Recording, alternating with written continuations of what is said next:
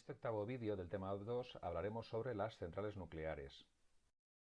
El primer punto importante es conocer qué es la fisión nuclear. Bueno, la fisión es una reacción nuclear en la que los núcleos de ciertos isótopos de algunos elementos pesados, que suele ser uranio 235, que también puede ser el plutonio 239, se dividen cuando chocan contra ellos neutrones de una cierta energía.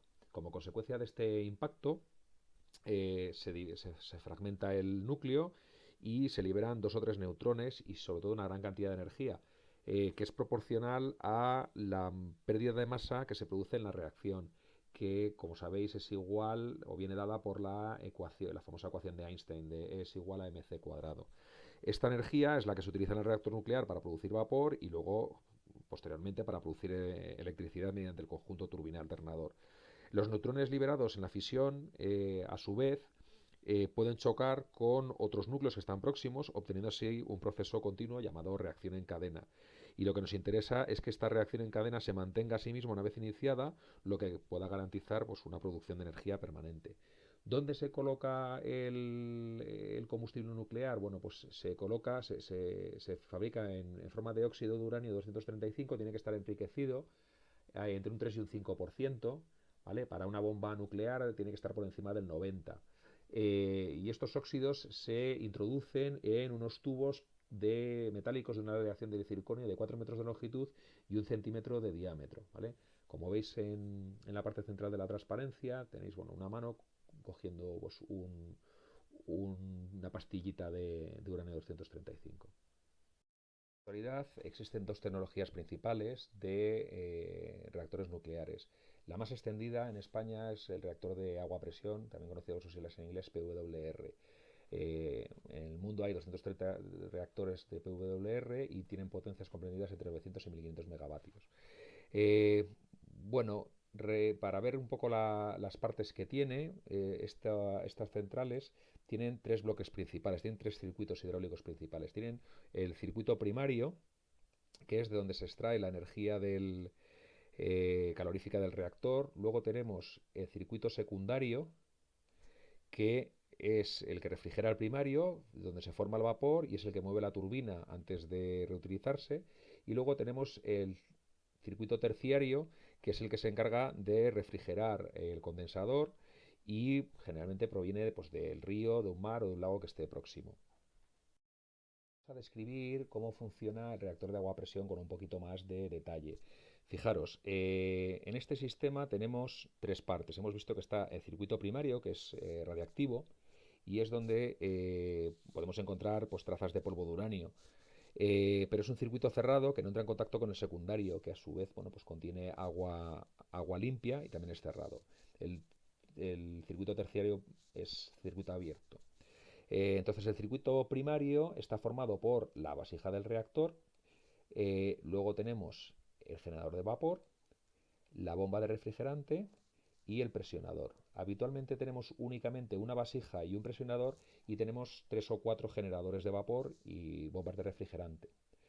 Luego tenemos, si os fijáis aquí, hay un muro de contención que es donde está el primario y pasamos a describir el circuito secundario. El circuito secundario está formado por un lado por el generador de vapor que pertenece a los dos circuitos, al primero y al secundario, y tenemos el vapor de agua sale hacia las turbinas, estas turbinas mueven el alternador y el vapor de agua se condensa en el condensador, haciéndose líquido y mediante esta bomba de condensado la volvemos a inyectar otra vez en forma líquida hacia el generador de vapor. Eh, Finalmente, bueno, pues tenemos el circuito terciario que hemos hablado antes.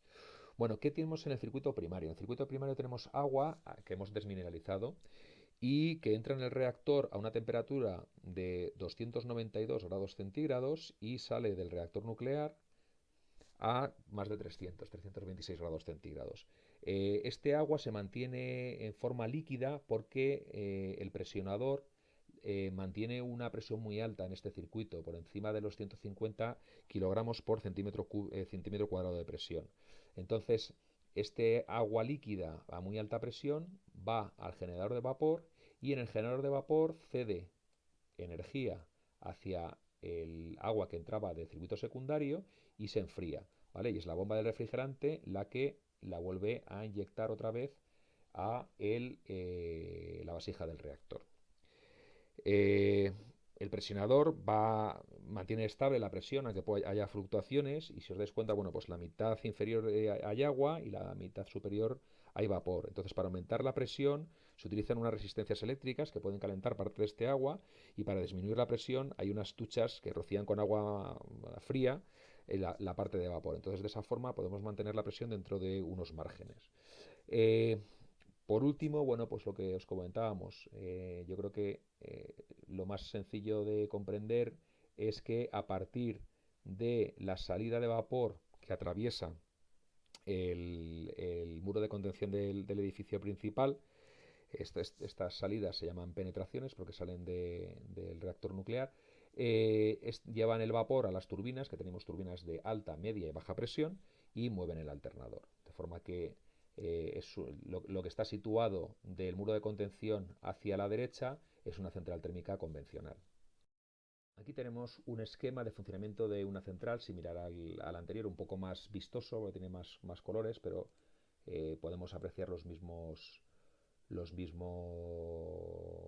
elementos. Por un lado tenemos el edificio de contención, donde está el circuito primario, tenemos la vasija del reactor nuclear, donde se produce la fisión de los átomos de uranio, luego el agua a presión, que se mantiene a presión mediante este presionador, tenemos el generador de vapor, que es donde se produce el intercambio, cediendo calor a el agua que viene del circuito secundario, y al perder temperatura pasa por la bomba y vuelve a inyectarse otra vez a la vasija del reactor. Viendo la extracción de vapor del generador de vapor, sale hacia el circuito secundario, tenemos la turbina de alta, la turbina de media, la turbina de baja, el alternador que gira a 1500 revoluciones por minuto, un transformador elevador y inyección de energía a la red. El vapor de agua que sale con una presión muy baja pasa por el condensador, donde se condensa, se hace líquido, y una bomba se encarga de volverlo a inyectarlo hacia el generador de vapor. Y finalmente tenemos un circuito terciario que está en abierto, que se encarga de refrigerar el condensador. Toma el agua de un río próximo o directamente de la parte inferior de la torre de refrigeración, pasa por el condensador, toma el agua del vapor, perdón, toma el calor del vapor, y este agua caliente vuelve hacia las torres de refrigeración. Aparte del edificio de contención, que es digamos, el más visual cuando vemos una central nuclear, el otro edificio particular y característico es el edificio del combustible, en el que hay unas piscinas donde se almacena el combustible consumido, y lo que se espera es a que baje su nivel de actividad radiactiva para trasladarlo posteriormente a una zona de almacenamiento provisional o definitivo. Y luego también en estas piscinas es donde se introduce el combustible nuevo utilizado para las recargas del núcleo. Este edificio suele estar pegado al edificio del reactor, de forma que sea fácil pasar de un edificio a otro, y por supuesto ambos están blindados y completamente aislados del resto de la central. Y bueno, el año pasado hicimos una visita a la central nuclear de Ascó, y aquí tenéis una visión. En la central nuclear de Ascó disponen de dos reactores nucleares que podéis ver aquí. Tenéis un reactor aquí y el otro aquí, ¿vale? El edificio de contención es este edificio, ¿vale? Luego está la zona de las piscinas, y luego está la zona donde están las turbinas y los generadores eléctricos. El parque de transformación donde vierte la energía está aquí. Digamos, los generadores van hacia estos transformadores, y estos transformadores están conectados en red de 400 kilovoltios. Y luego tenemos que este reactor se refrigera mediante una torre de refrigeración de tiro natural. Por aquí entra el agua, pasa por el condensador, se enfría, y luego, antes de ceder el agua otra vez al río, se enfría el agua en esta torre y sale hacia el río. Y por otro lado, las torres de refrigeración de tiro forzado están hechas para el otro reactor. Entonces también toma el agua de aquí, pasa por el condensador, y en lugar de llevarlo a otra torre de refrigeración hay un sistema de refrigeración mediante torres de tiro forzado, es decir, tiene una serie de ventiladores, tanto aquí, en esta zona, como aquí. ¿Vale? El otro diseño de central nuclear que hay es el de agua en ebullición, conocido por sus siglas en inglés BWR. Es más sencillo que el anterior, que el PWR, y está diseñado por General Electric sobre los años 50. La principal característica es que no tiene el circuito secundario agua-vapor. Es decir, el circuito primario, que es el que está en contacto con el núcleo, tiene menos presión que en el caso anterior, y entonces el agua que está en contacto con el combustible nuclear se vaporiza y crea vapor. Entonces sale de la vasija y sale del edificio de contención a través de las penetraciones y va a pasar a las turbinas. Tenemos varias turbinas que mueven el alternador, y a su vez el alternador pues inyecta la energía a un transformador, y del transformador lo conecta a la red eléctrica. Este vapor, que ha estado en contacto con el material radiactivo, puede tener radiactividad, pasa hacia el condensador, se convierte en líquido y mediante unas bombas vuelve a entrar otra vez en la vasija. Como veis, alrededor de la vasija del reactor, aparte de las bombas y las distintas tuberías que hay del circuito primario, existe lo que se llama una piscina de supresión, que es esta parte de aquí, que se encarga de retener y condensar las posibles fugas que podría haber de vapor si se produjese. En España, la única central que tenemos de este tipo, BWR, es la central nuclear de Cofrentes, en Valencia. Entonces, bueno, aquí tenéis un esquema de cómo funciona esta central. También hay otra diferencia que se me ha olvidado comentar en la transparencia anterior, y es que en las PWR las barras de control que utilizan grafito entran desde arriba al reactor para frenar la reacción nuclear. Las barras de grafito lo que hacen es absorben los neutrones y de esa forma paran la reacción en cadena. Y en el caso de las centrales con BWR, las barras de control entran desde abajo. ¿Vale? Es un poco también una configuración tanto diferente.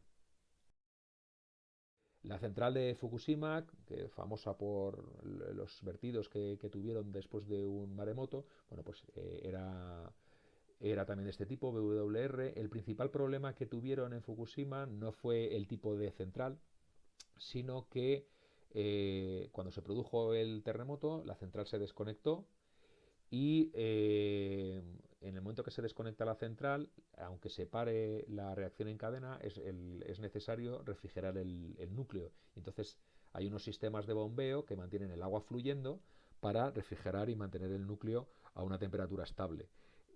Como la central se desconectó de la red eléctrica, tiene unos grupos diésel que automáticamente arrancaron y se pusieron a bombear. El inconveniente vino cuando llegó una ola muy grande debido al maremoto que se había producido y arrastró los grupos diésel. Entonces, en ese momento, el problema que tuvieron es que no tenían energía eléctrica, entonces no podían bombear el agua y mantener el núcleo a una temperatura adecuada, entonces se produjo la fusión de varios núcleos.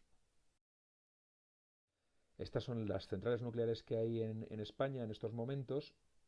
eh, y bueno, las distintas tecnologías de generación que hay. Como veis, ahora mismo Santa María de Garoña ha cerrado, que eran 400 megavatios, ¿vale? Y casi todas son PWR, salvo la de Cofrentes, que es BWR. En esta transparencia mostramos la potencia instalada en centrales nucleares. Como veis, Santa María de la Garoña cerró en el año 2017, y por eso hay una bajada de 400 megavatios entre un año y el otro. Entonces, bueno, tenemos 7 centrales, más o menos de 1000 megavatios cada una, y estamos pues, en esa potencia instalada. La central nuclear más grande de España, la central de Almaraz, que tiene dos grupos, y en total son 2100 megavatios. Por último, como bibliografía recomendada, os recomiendo que si tenéis la posibilidad de o bien de comprarlo o bien de leerlo, que leáis el libro La energía nuclear salvará al mundo, de Alfredo García, que es más conocido en Twitter como operador nuclear, es operador nuclear en la central nuclear de Ascó. Y es un libro de divulgación que es francamente didáctico, muy entretenido, y sobre todo, bueno, pues os servirá para tener una visión mucho más, quizá imparcial, de lo que se conoce sobre centrales nucleares.